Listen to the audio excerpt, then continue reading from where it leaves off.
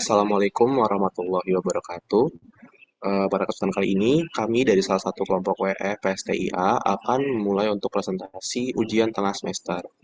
Nah, pada kesempatan kali ini saya tidak sendiri, saya juga dengan kelompok saya. Pertama-tama ada Muhammad Abelian Pratama Rashid, lalu ada Iin Sumarni, ada Alexander Ariel, terus juga Muhammad Anas Kiprawansyah. Dan mungkin kita langsung next aja ke selanjutnya lagi. Nah, jadi pada kesempatan kali ini, kami akan membacakan beberapa referensi presentasi. Yang pertama, kami akan membacakan terlebih dahulu pendahuluan dan juga rumusan masalah pada soal UTS kami, lalu juga tujuan dan manfaatnya, lalu landasan teori, lalu selanjutnya akan dilanjutkan dengan kebutuhan sistem dari non-fungsional dan juga fungsionalnya, lalu dengan ada perencanaan proyek, ada tampilan mockup yang akan dijelaskan juga, lalu ada demo sistem, lalu juga selanjutnya bakal diakhiri dengan kesimpulan dari seluruh proyek yang kami kerjakan. Dan mungkin kami akan memulai dengan pendahuluan dan juga rumusan masalah. Nah, jadi mari kita bahas pendahuluan terlebih dahulu. Proyek ini dikembangkan untuk menjawab keterbatasan perpustakaan konvensional dalam hal menyimpan, akses, dan juga pengelolaan koleksi, yang dimana sering kita lihat juga perpustakaan saat ini itu masih monoton kita gunakan secara offline ataupun diakses secara offline. Nah, sistem ini dibuat sebagai aplikasi web internal yang memudahkan pengguna dalam menyimpan, mencari, maupun membaca metadata buku digital seperti adanya e-book, jurnal, ataupun modul ajar yang memang dibutuhkan oleh para mahasiswa saat ini. Nah, dengan pendekatan monolitik modern, Laravel kita gunakan untuk mengatur logika bisnis, routing, dan autentikasi berbasis session, sementara React berperan sebagai tampilan antarmuka yang interaktif, di mana kita bakal mendukung fitur autentikasi seperti verifikasi email dan juga reset password sistem menggunakan Mailpit sebagai server SMTP lokal yang lebih relevan digunakan oleh mahasiswa sekarang. Dan mungkin selanjutnya kita akan membahas sedikit perumusan masalah pada proyek kali ini.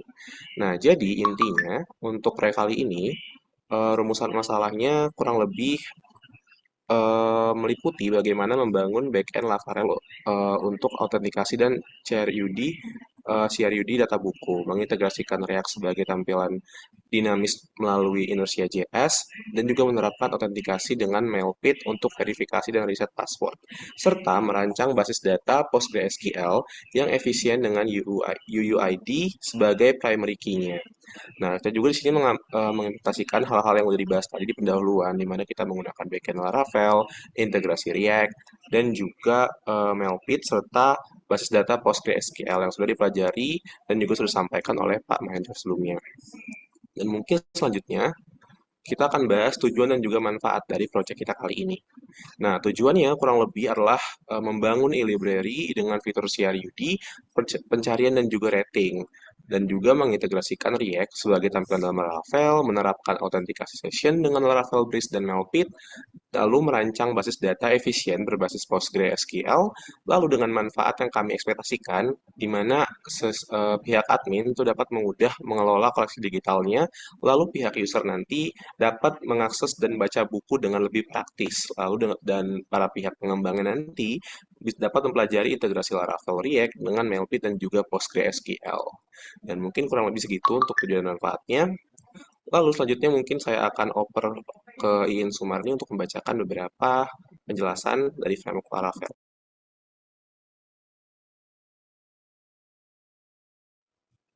Oke, maaf sebelumnya ke Muhammad Abeli.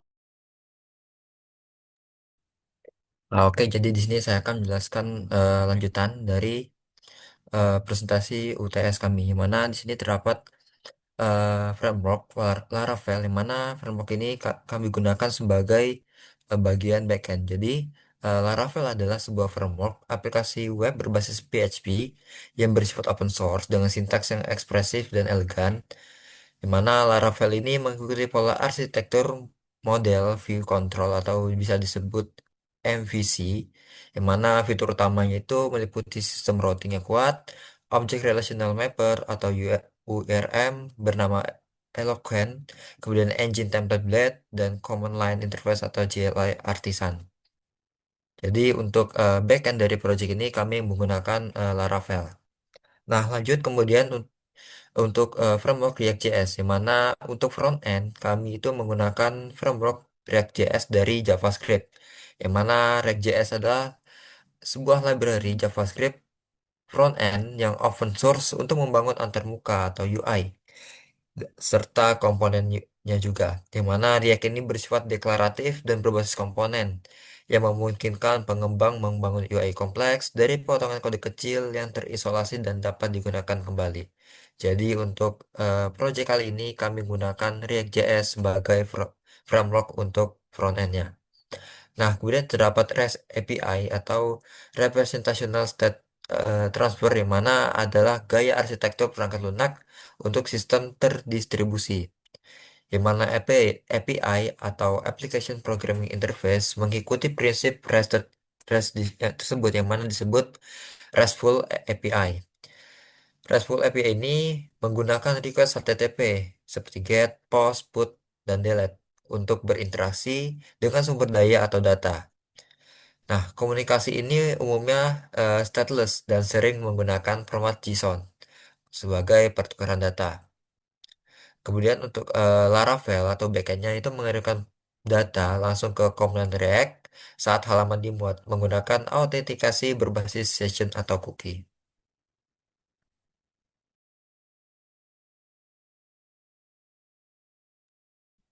Baik, Nah, selanjutnya di sini saya akan menjelaskan mengenai autentifikasi web. Jadi, autentifikasi web adalah proses verifikasi identitas pengguna. Proyek ini menggunakan autentifikasi berbasis session, di mana server membuat session dan menyimpan ID-nya pada cookie untuk mengenali pengguna. Metode ini diimplementasikan melalui Laravel Breeze sebagai pembanding. Autentifikasi berbasis token atau JWT digunakan pada sistem REST API dan SPA. Selain itu, proyek memanfaatkan Mailpit sebagai server SMTP lokal untuk menguji fitur email seperti verifikasi dan reset password tanpa layanan eksternal. Next. Selanjutnya, di sini ada kebutuhan fungsional dari sistem ini. Jadi, fitur utama pada sistem ini ada tiga. Yang pertama, autentifikasi pengguna. Jadi, sistem ini harus menyediakan halaman registrasi untuk pengguna baru. Selanjutnya, sistem juga harus menyediakan halaman login untuk pengguna terdaftar. Setelah itu, sistem juga harus mengirim email verifikasi saat registrasi atau ditangkap menggunakan mailpad. Selanjutnya, sistem harus membedakan hak akses antara user dan admin. Kemudian yang kedua ada manajemen admin. Admin harus dapat login dan mengakses dashboard admin. Selanjutnya, admin harus dapat melakukan CRUD atau create, read, update, dan delete untuk kategori buku. Selanjutnya, admin juga harus dapat melakukan CRUD untuk buku, termasuk mengunggah file, cover, gambar, dan file PDF. Setelah itu, admin juga harus dapat melihat statistik sederhana, total buku, dan total unduhan. Kemudian yang terakhir ada fungsionalitas user. Yang pertama, user harus bisa melihat daftar semua buku dengan pagination. Setelah itu, user harus bisa melakukan pencarian buku berdasarkan judul atau penulis. User juga harus bisa memfilter buku berdasarkan kategori. Dan juga user harus dapat melihat halaman detail buku, deskripsi, informasi, dan yang lain-lain. Selanjutnya, user juga harus dapat membaca file PDF di browser atau mengunduhnya. Jadi mengunduhnya ini hanya ketika user itu setelah login. Selanjutnya yang terakhir, user harus dapat memberikan rating 1-5 bintang dan komentar sederhana pada buku. Next. Selanjutnya di sini ada kebutuhan non-fungsionalnya. Jadi kebutuhan non-fungsional adalah standar kualitas dan batasan teknis dari sistem ini. Yang pertama ada keamanan. Jadi kata sandi dari pengguna ini harus dihash menggunakan brief. Akses ke halaman admin dan fitur unduh file harus dilindungi oleh middleware autentifikasi. Setelah itu yang kedua ada usabilitas. Jadi, ini adalah antarmuka pengguna harus responsif atau dapat diakses di perangkat desktop dan mobile, dan intuitif agar mudah digunakan. Setelah itu ada performa. Waktu muat halaman daftar buku harus cepat, dan proses pencarian harus memberikan hasil dalam waktu yang wajar. Selanjutnya yang terakhir ada teknologi, yaitu sistem wajib dibangun menggunakan Laravel 10 atau 11, React 18, dan PostgreSQL 14+. Selanjutnya akan dilanjutkan oleh teman saya.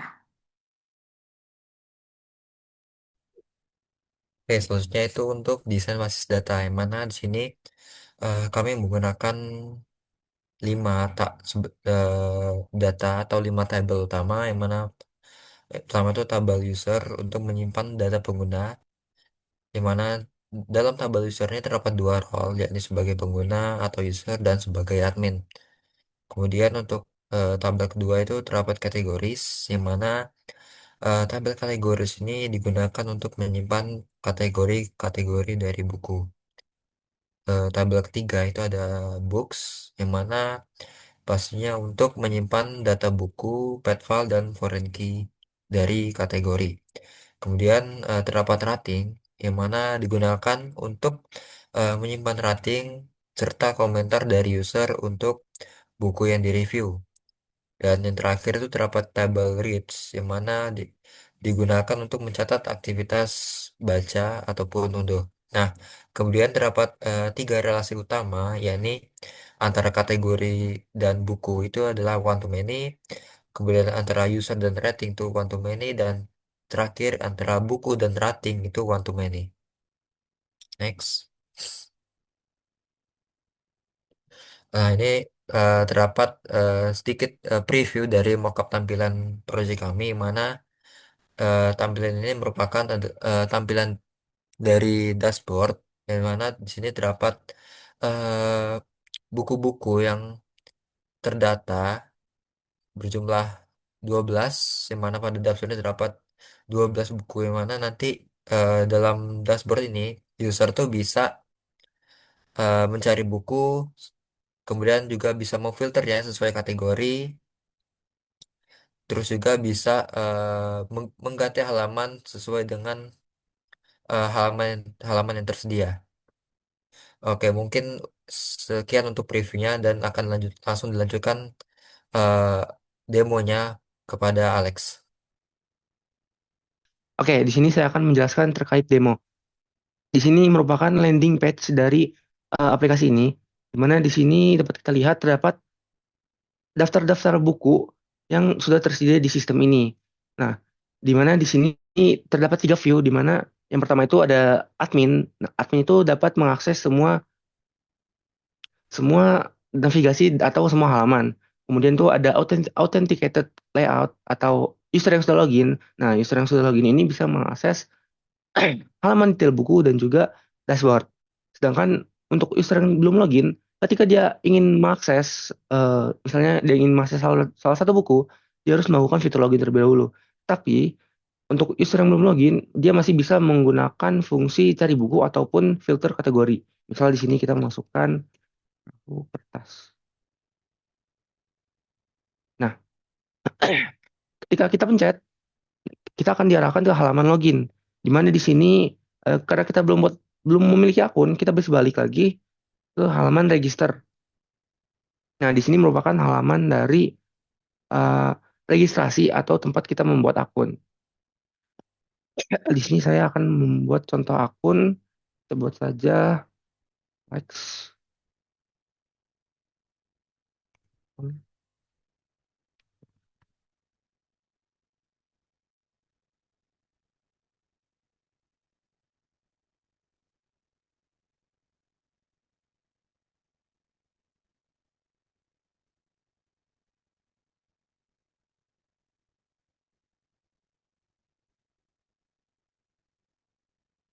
Oke, di sini seperti yang teman saya sudah jelaskan, di sini kami menggunakan Mailpit untuk autentikasi ketika kita registrasi. Di mana untuk Mailpit di sini kami menggunakan localhost, jadi kami bisa melihat di halaman localhost dengan port 8025. Di sini merupakan email yang dikirim untuk kita registrasi. Kita bisa langsung saja klik verify email. Nah, setelah kita login, navigasi login dan register itu menghilang dan berganti ke navigasi dashboard. Di mana di sini dashboard ini merupakan sebagai alamat yang personal, di mana di sini kita dapat melihat ulasan, rating terbaru, riwayat akses, dan juga buku favorit. Nah, karena tadi belum contohkan, kita bisa saja ini contoh yang ini. Nah, di sini kita bisa setelah login kita bisa mengakses halaman detail buku. Di mana di sini terdapat buku Bantung After Rain oleh Wulan Nur Amalia. Nah, di sini kita bisa melakukan beberapa hal yang dimana tuh yang pertama tuh ada beri rating dan juga tulis komentar. Ketika kita menulis halo.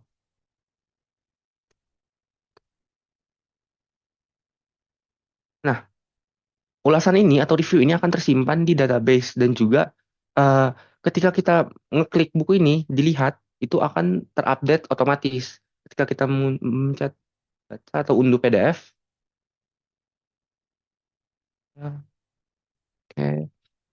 Ketika kita refresh, nah dia itu akan terupdate unduhnya. Kenapa di sini unduhnya 2 kali? Karena saya menggunakan extension IDM. Jadi dia akan membagi unduhnya gitu. Selain itu juga kita bisa menambah ke favorit. Setelah kita tambah, misal kita buka yang lain.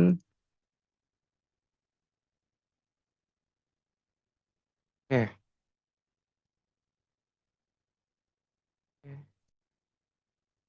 Nah, di sini juga ada review atau ulasan dari user lain, di mana user sini bernama Tes.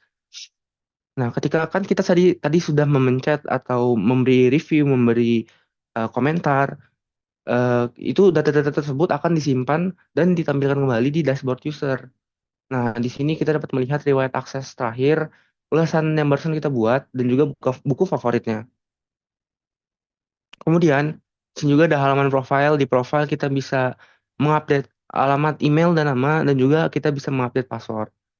Nah, jika kita ingin menghapus akun, itu juga memungkinkan di sini. Dan itu mungkin langsung lanjut ke user admin, yaitu user ketiga.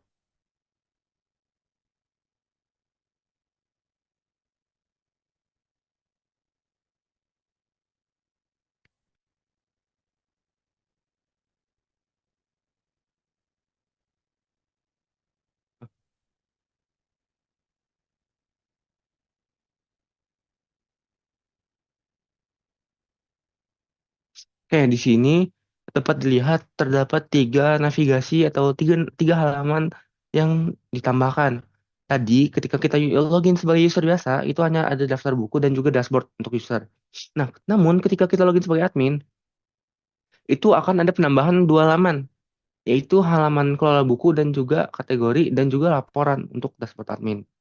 Mungkin kita langsung saja cek ke dashboard admin. Nah, di sini kita bisa melihat data-data atau kita bisa mengontrol apa saja yang ada di aplikasi ini. Seperti total buku, di sini ada 154 data buku. Kemudian untuk penggunanya itu ada 5, kategori ada 12, dan total views dan download itu ada lumayan banyak, dan rating itu rata-rata buku memiliki rating di 4/5. Kemudian juga kita dapat melihat buku paling banyak yang dilihat. Nah, di sini tuh dia tuh akan otomatis terupdate ketika user memencet. Kemudian juga di sini ada fitur kelola buku. Di sini kita bisa menambahkan buku baru. Ini merupakan form untuk menambahkan bukunya. Kemudian kita juga bisa mengedit data buku yang sudah ada. Nah, ini merupakan data buku yang sudah ada dan kita bisa melakukan perubahan. Dan misal kita menghapus data ini akan tersoft delete, bukan di hard delete. Jadi eh, di aplikasi itu tidak akan muncul, namun di database itu tidak dihapus, melainkan diganti isinya dengan nol. Kemudian kita juga bisa mencari buku itu melalui judul ataupun penulis. Kita cari perahu lagi.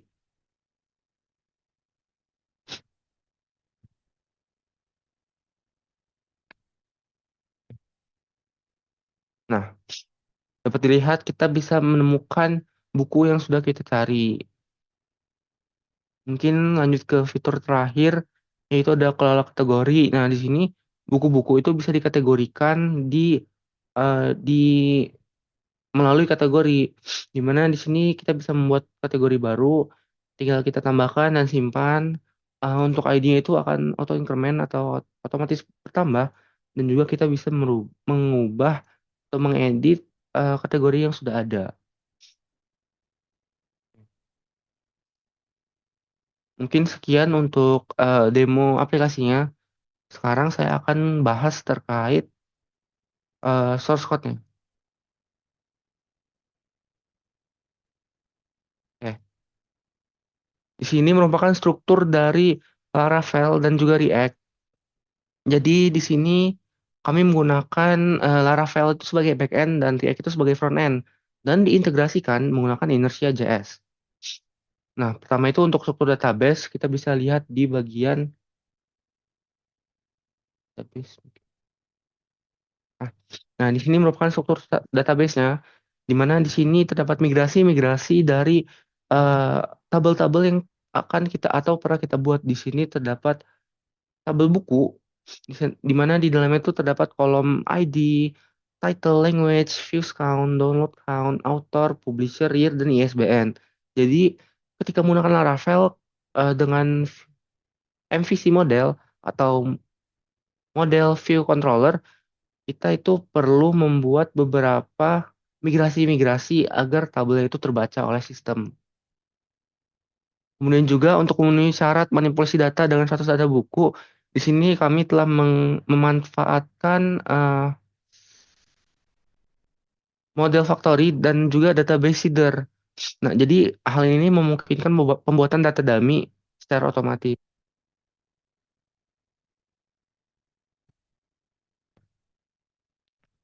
Kemudian,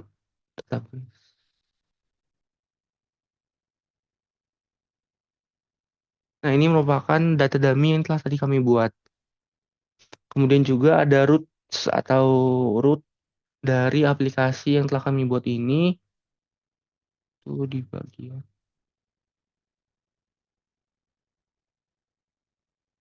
Nah, di sini kami juga menggunakan middleware di mana ketika user itu uh, belum login atau lainnya, itu tuh kami membagi menjadi tiga tadi. Itu ada user yang tidak login, user yang sudah login, dan juga admin. Jadi mereka memiliki tampilan yang berbeda-beda. Kemudian ada, nah di sini ada roots atau untuk API yang kami gunakan. Root ini berisi API seperti React dan juga Init.js yang tadi telah saya sebutkan. Kemudian juga selain Laravel dan React, proyek ini juga didukung oleh beberapa package dan teknologi lainnya. Salah satunya itu adalah Ziggy, di mana Ziggy ini merupakan tools tambahan. Mungkin sekian untuk penjelasan source code. Seperti dilihat di sini ada banyak. Saya kembalikan ke teman saya, Nas.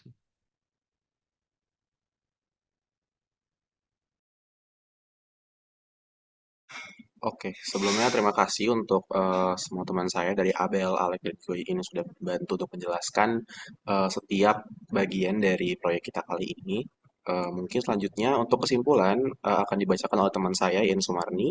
Boleh? Oke, baik. Jadi selanjutnya ini ada kesimpulan dari sistem kami ini. Jadi berdasarkan analisis, proyek Mini e-Library telah berhasil dikembangkan sesuai tujuan.